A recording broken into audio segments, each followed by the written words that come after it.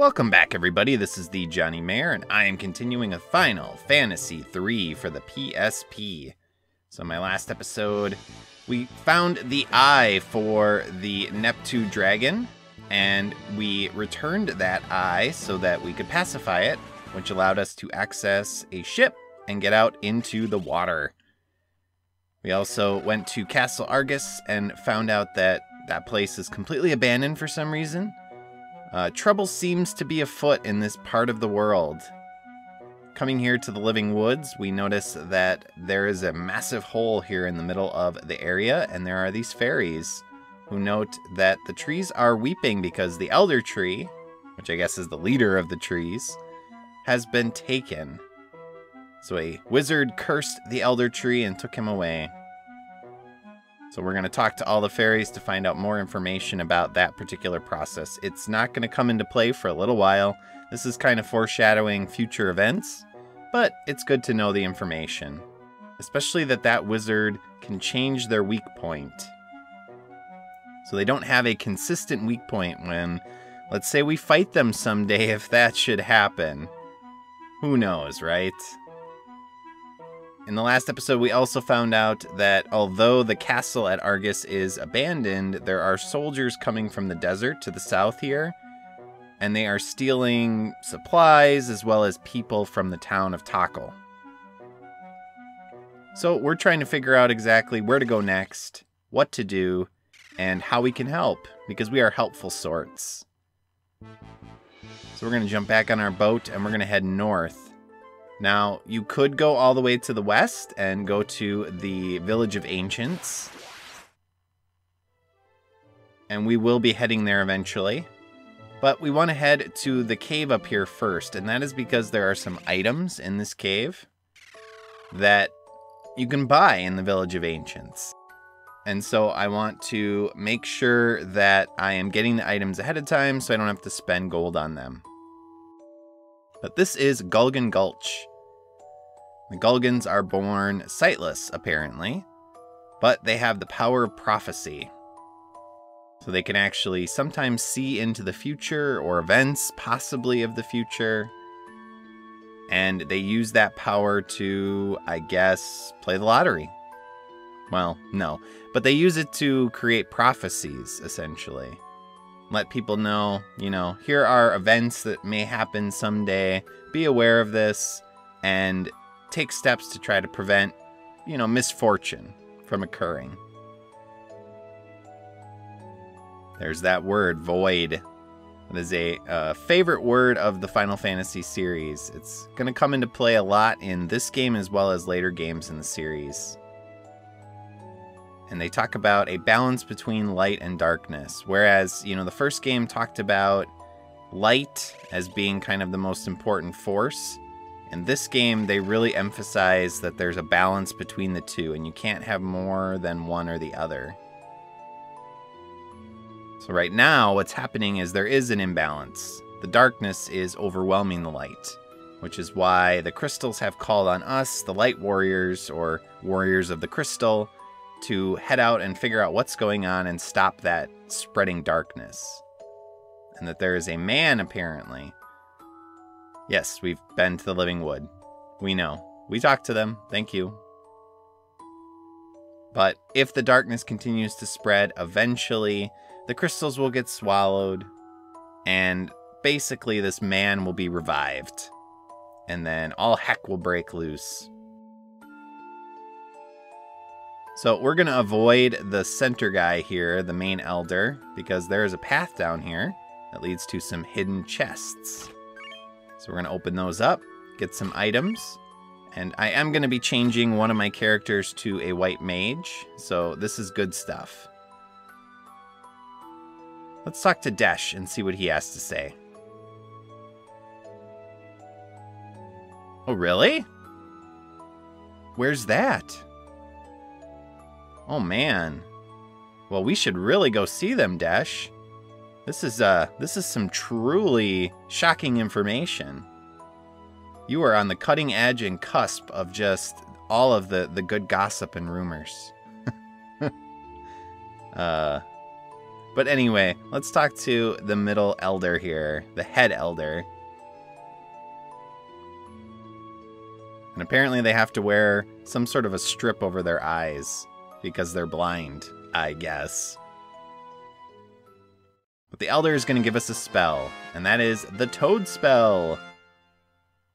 And he's going to let us know that we need this spell to access the Tower of Owen. And that Desch actually has some sort of a destiny to fill at the Tower of Owen. What do you think about that, Desch? Do you really have a destiny at the Tower of Owen? Well, he's on board. He's like, yep, they said it. I feel it to be true. Therefore, it must be true. I'm going. Can we talk you out of it? Is that possible? Probably not, right? He's completely involved now. He's ready to go. So Refia has a bad feeling. I have a bad feeling. Usually when it's someone's destiny in a Final Fantasy game to do something that's not necessarily a good thing if they're not a main character, you might know what's going to happen. Now, in my last episode, I mentioned Mognet and how in the PSP and PC versions, in order to get additional letters, beyond the letters from the Elder in Ur, you need to switch the lead party member of your party. And so we are going to grab a couple letters here to continue that particular quest line or chain of letters, which will access eventually a side quest. And we get our first one from Sid. And he gives us a really bad pun. It's okay pun. Love at first flight. But to get messages from other people, again, we need to change the party member. Now, right now, Ark doesn't have anything. He's kind of covered by Lunith. And if you don't believe me, I'll switch him in as the lead party member and show you. But if you switch to Refia and Ingus, there are a few letters you can acquire. So letters are unlocked at certain points in the main storyline. So as you progress and hit certain kind of quest markers, you meet certain people, defeat certain bosses, letters will become unlocked, and then the quests are unlocked once all the letters are, and also once you meet certain requirements. So I think some of them are related to like bestiary completion, so like the number of enemies you've encountered and defeated. Some of them might be related to like your level, and again, certain points in the story, so on and so forth. So again, it's not something we're necessarily going to be doing immediately. The first side quest is actually going to be available pretty soon, so I'm going to take advantage of that. You don't get a ton from that. You do get a special secret kind of hidden class in the game. So once I can access that, I will show it to you. But in the meantime, Sarah's missing Ingus and everyone. And if we happen to stop by, she would appreciate it if we said hi. But we're going to head out. Now, to the north of Gulgan Gulch is the first of many Chocobo Forests. So like other Final Fantasies, you can access a Chocobo. And in the middle here, you have a massive tree. For those that have played Final Fantasy IV, it smells like Chocobo. So if you have either carrots from the original Final Fantasy IV or Geisel greens, you can actually access something from that. And once we gain access to that, we will show that off. And then we get the nice little Chocobo theme here. Now you'll get a chance to hear the full thing. It's significantly longer than the Final Fantasy II Chocobo theme, which is nice, because the 1 and 2 was just like a 5-second loop of the same sound over and over again. So that's the Elder Tree, captured by Hein, and now traveling endlessly through the desert. But we're going to head to the west, and we're going to access the Village of Ancients. So there's another Chocobo Forest right here to the north, that little circular forest, and we're going to use that actually in about a minute. So we have some pretty somber music here in the Village of Ancients. We have another magnet area. And then we have this little kid back here. And he will tell you that if you run around the edge of the world on a chocobo, that he will give you a prize. Well, we like prizes, right? So we're certainly going to do that. So very similar to Final Fantasy V.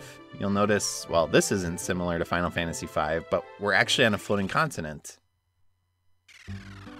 But the act of getting a chocobo and going around the continent completely to get a prize, that is also in Final Fantasy V.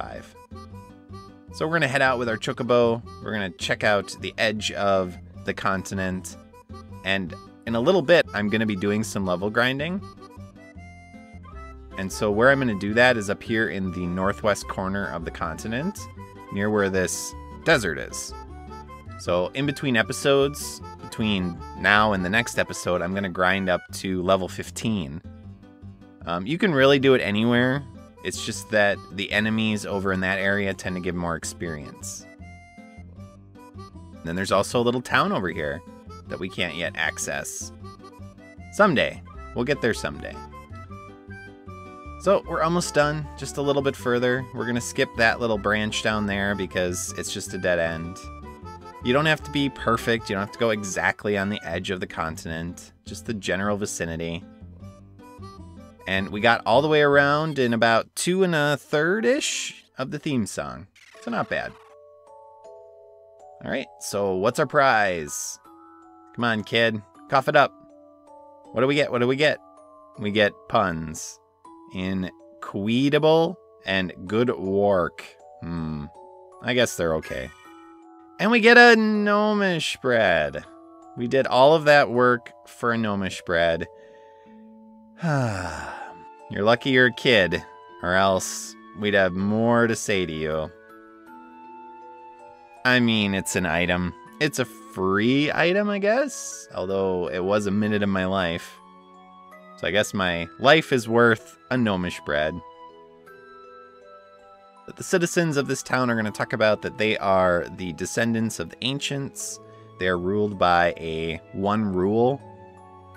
And they used to guard the Tower of Owen. So if you come into the inn, you can certainly sleep. And then you also can start buying some of these new items that are actually going to be of good use. So we're going to buy some echo herbs. And we're also going to buy some gold needles because there are some enemies in the upcoming areas that can petrify you as well as silence you. And since we're going to start using some magical classes, starting with the Tower of Owen, I want to make sure that I have a way of getting rid of that ailment. So if you head over here, there is a sparkle. Now, how you're supposed to know this without just being zoomed in all the time, I don't know because it's not very obvious. But you get another serpent sword. And yes, we have seen a chocobo. In fact, we've ridden one multiple times. They smell. But we have the armor shop over here. We're going to be buying some new armor. Now you can get a flame mail in the Tower of Owen, but I like to buy one for my party members. I will be using one red mage, so I'll use that. If you're using the monk class, some of this stuff is good for that class. A lot of it not so useful for my current classes.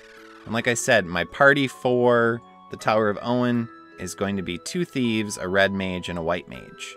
So I'll be switching out one of my red mages, specifically Refia, for a white mage. The Great Will. They have a lot of faith. So this is where they really try to hit home this balance principle.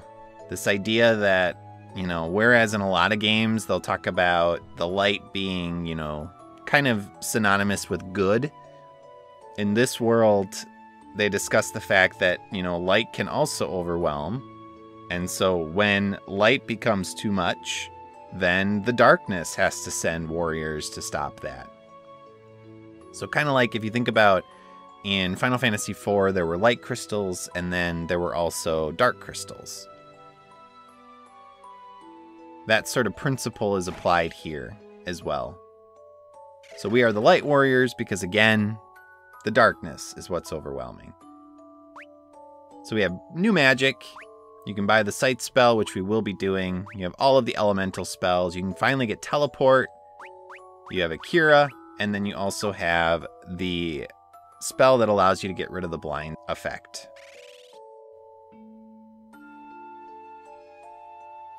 That somber music almost puts me to sleep. A little bit Jigglypuff-esque. We're on a floating continent? No way. You're lying. It's not true. No, it's true. And the Tower of Owen is the pillar. I guess keeping the continent afloat. Well, hopefully nothing ever happens to that pillar. We wouldn't want to see, I don't know, any sort of Turkish individual come in and blow that pillar up. Yes, we know. We are just pawns in a massive cosmic game between light and darkness. That's fine. So we have one more shop, which is the weapon shop. We'll head in there. I'll show off all the different items that you can purchase. Not a lot. There is one unique item in this particular town, and that is the light staff. So that allows you to use a lightning spell in battle. And also it has effectiveness when used as a weapon. So I'll actually be equipping one of those to my white mage when I send Refia over to that particular job. And in between episodes, as I said, I will be grinding up to level 15. And next time we will take on the Tower of Owen. So as always, viewers, thank you for watching. I hope you enjoyed this episode, and I will see you all next time. So long.